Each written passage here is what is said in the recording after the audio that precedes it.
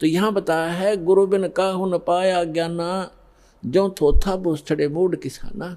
गुरु बिन वेद पढ़े जो प्राणी, और समझे न सार रहे अज्ञानी।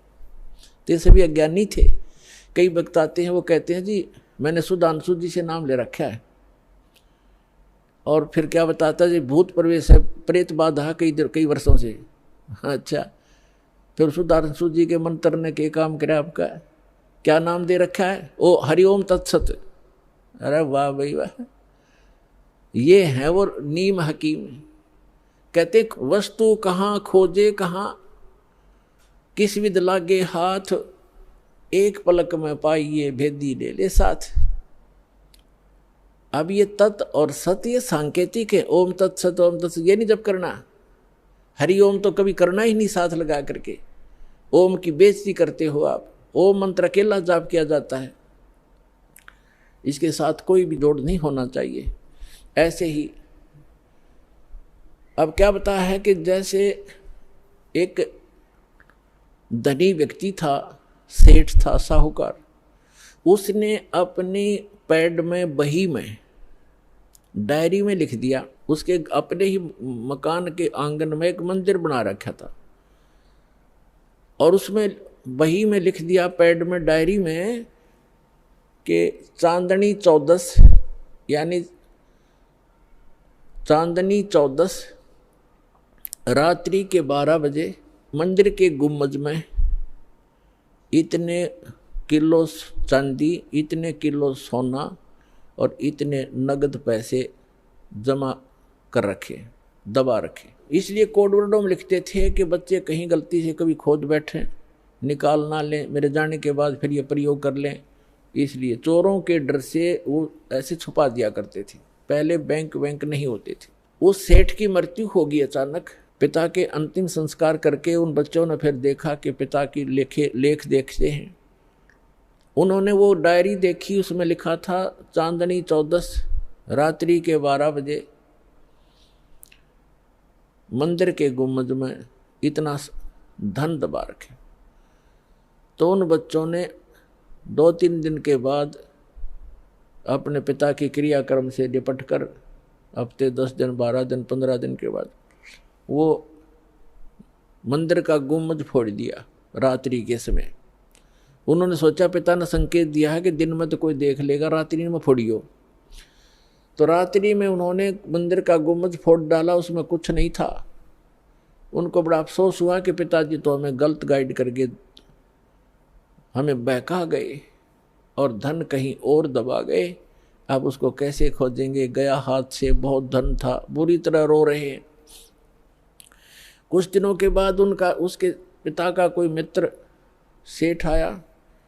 बच्चों ने अपनी समस्या उसके सामने रखी कि अंकल ऐसे ऐसे समस्या आ गई है, हमारे पिताजी ने झूठ बोल दिया, पैसा कहीं और छुपा रखा है, हम गुम्बद में लिखा है, गुम्बद में तो पाया नहीं, हमने मंदिर भी फोड़ दिया। तब उस सेठ ने कहा कि मुझे दिखाओ कहाँ लिखा है। उसने लेख देखा कि चांदनी 14 रात्रि के 12 बजे मंदिर के गुम्बद में इतना पैसा।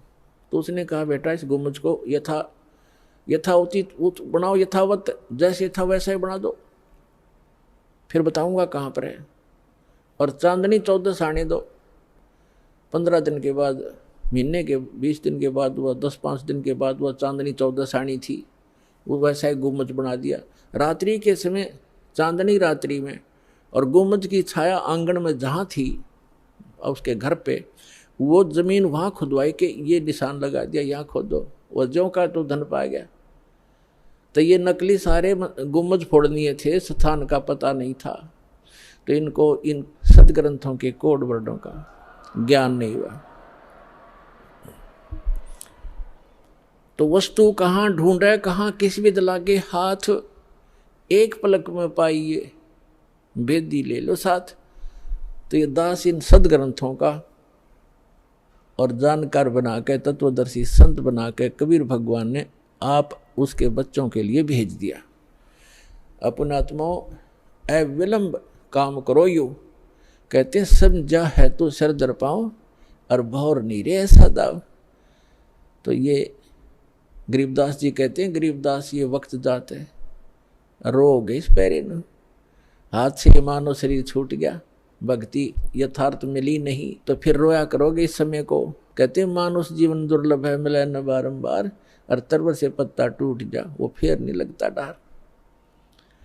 अब जो प्रसंग चल रहा है हम आते हैं उसी पर कि परमात्मा की परिभाषा क्या है और काल किसे कहते हैं।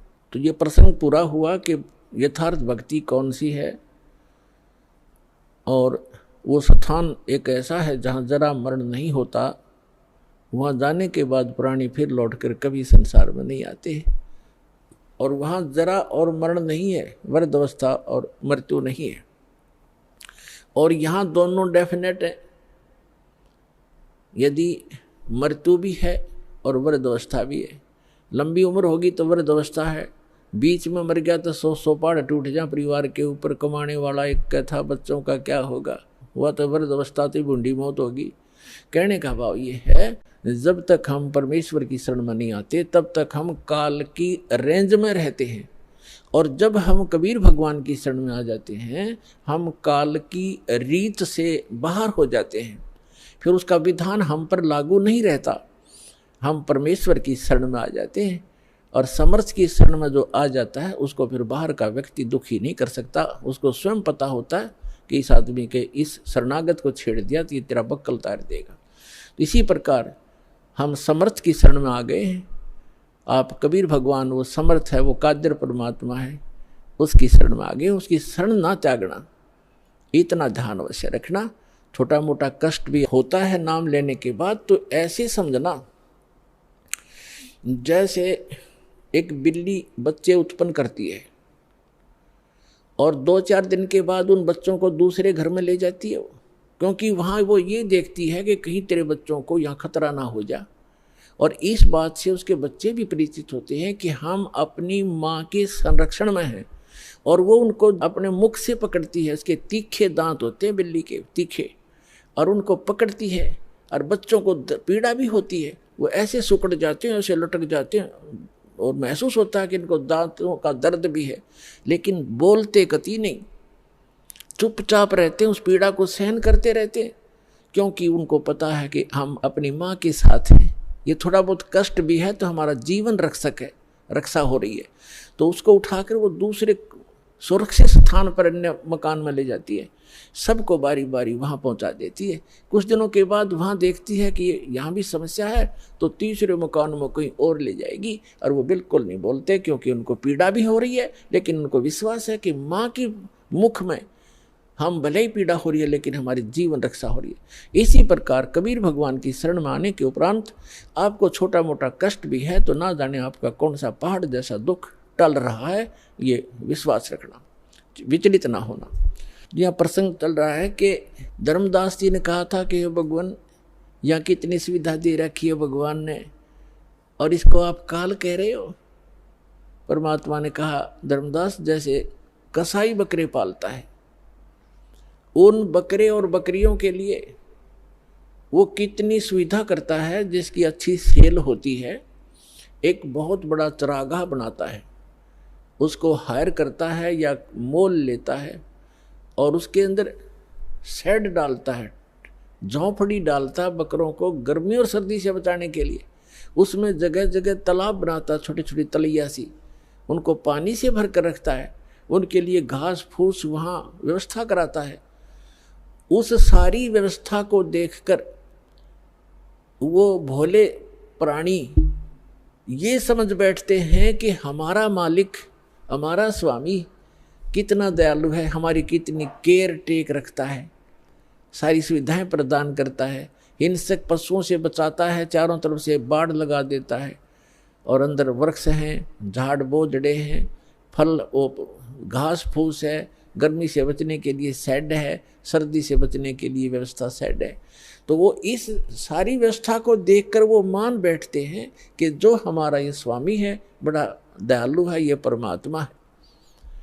और जब वो कभी उनके बीच में आता है तो वो सारे उसको प्यार देने के लिए उसके चारों तरफ कोई ऊपर को पैर फैलाता है अपने सीने से लगाने के लिए, और वो उसको चाटते हैं प्यार से, जीभ से चाटना चाहते हैं, उनको एक विशेष रिगार्ड देने के लिए वो तो चाट रहे हैं जीभ से, और वो कसाई देख रहा है से हाथ लगा के, और वो खुश होते हैं कि हमारा मालिक हमसे प्यार कर रहा है। वो देख रहा है कि ये कितना मांस हो गया, कितने का बिकेगा, और वो सोच रहे हैं मुझे हमें प्यार कर रहा है।